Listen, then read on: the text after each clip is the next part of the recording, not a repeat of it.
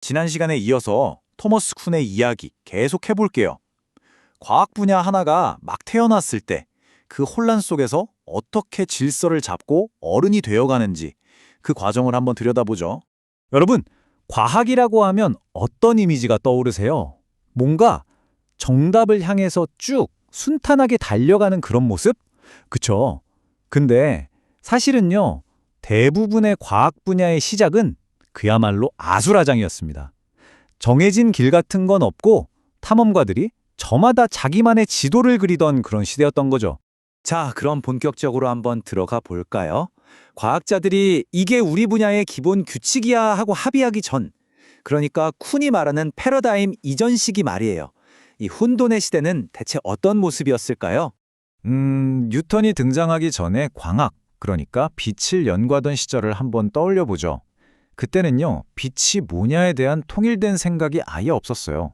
어떤 학파는 아리스토텔레스 철학을 따라서 빛은 그냥 세상의 상태 변화 같은 거야 라고 생각했고요.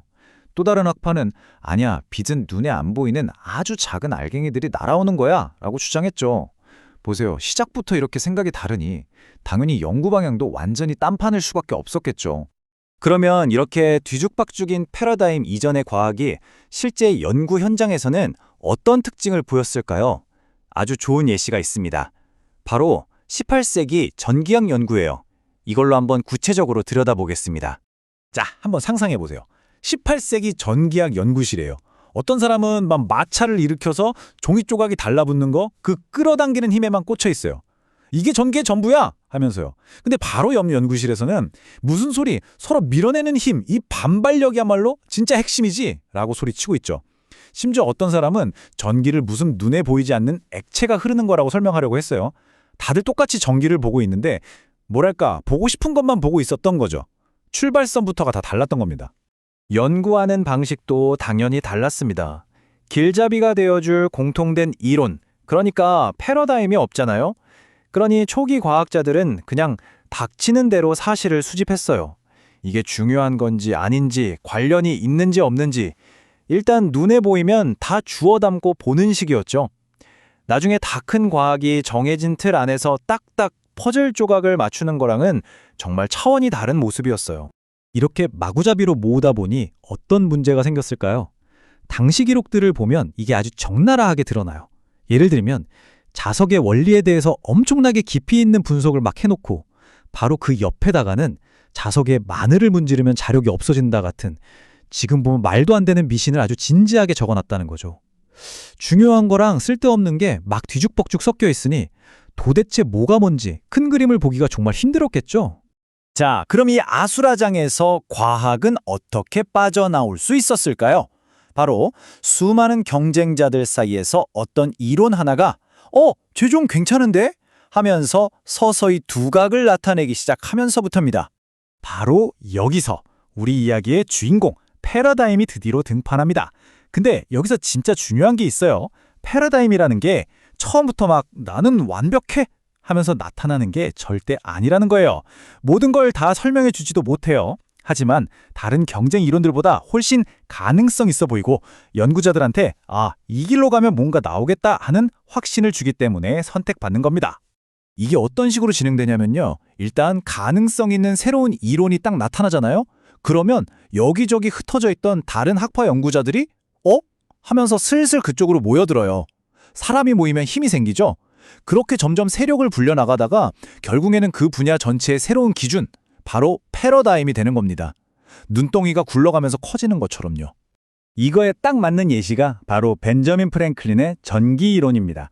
사실 프랭클린 이론도 완벽하진 않았어요. 허점도 있었죠. 하지만 그게 너무나 강력하고 또 설득력이 있었기 때문에 제각각 놀던 전기학자들을 자, 이리 모여 하고 하나로 똘똘 뭉치게 만든 거예요. 드디어 모두가 같은 지도를 보고 같은 목표를 향해 나아갈 수 있게 된 순간이었죠. 패러다임이 한번 딱 등장하잖아요. 이건 그냥 이론 하나가 바뀌는 그런 사소한 일이 절대 아닙니다. 이건 과학자 사회 전체, 그리고 그들이 일하는 방식 자체를 아예 뿌리부터 뒤흔들어 놓는 말 그대로 혁명적인 사건이에요. 패러다임이 땅 하고 자리를 잡으면 어떻게 될까요?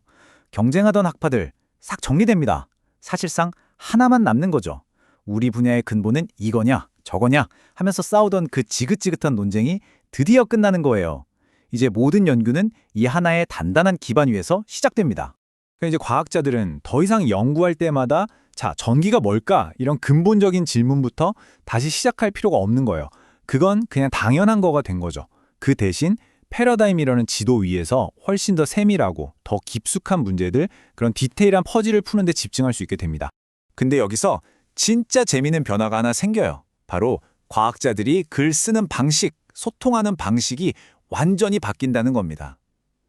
패러다임이 없던 시절에는요, 과학자들이 자기 이론을 알리려고 일반 사람들도 읽을 수 있는 책을 썼어요. 제발 제 얘기 좀 들어주세요 하면서요. 그런데 패러다임이 딱 생기고 나면 이제 대중은 관심 없어요. 오직 자기들끼리 동료 전문가들하고만 얘기합니다. 뭘로요? 우리 같은 일반인은 봐도 무슨 말인지 하나도 모를 어려운 용어로 꽉 찬 짧은 논문으로요. 핵심이 바로 이거예요. 이렇게 전문가들끼리만 통하는 언어를 쓰게 되면서 연구의 맨 앞줄과 우리 같은 대중 사이에는 건널 수 없는 강이 생겨버리는 겁니다. 과학이 말 그대로 그들만의 리그가 되는 거죠. 이게 옛날 물리학, 생물학 얘기 같으세요? 천만에요. 지금 바로 이 순간에도 사회과학 같은 분야에서 똑같은 일이 벌어지고 있습니다.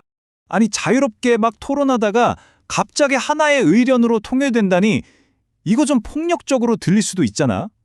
이게 과연 옳은 건가 싶기도 하고요. 그런데 쿤은 단호하게 말합니다.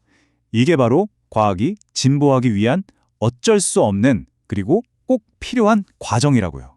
왜냐하면요, 모두가 동의하는 단단한 기초가 딱 생기니까 과학자 커뮤니티가 그 위에서 엄청난 효율로 또 자신감을 갖고 연구를 할 수 있게 되는 거예요. 쓸데없는 데 힘 뺄 필요 없이 모든 자원과 노력을 한 방향으로 집중할 수 있으니까요. 지식의 영토를 넓히는 속도가 비교도 안 되게 빨라지는 거죠. 결국 이 모든 이야기는 하나의 결론으로 이어집니다.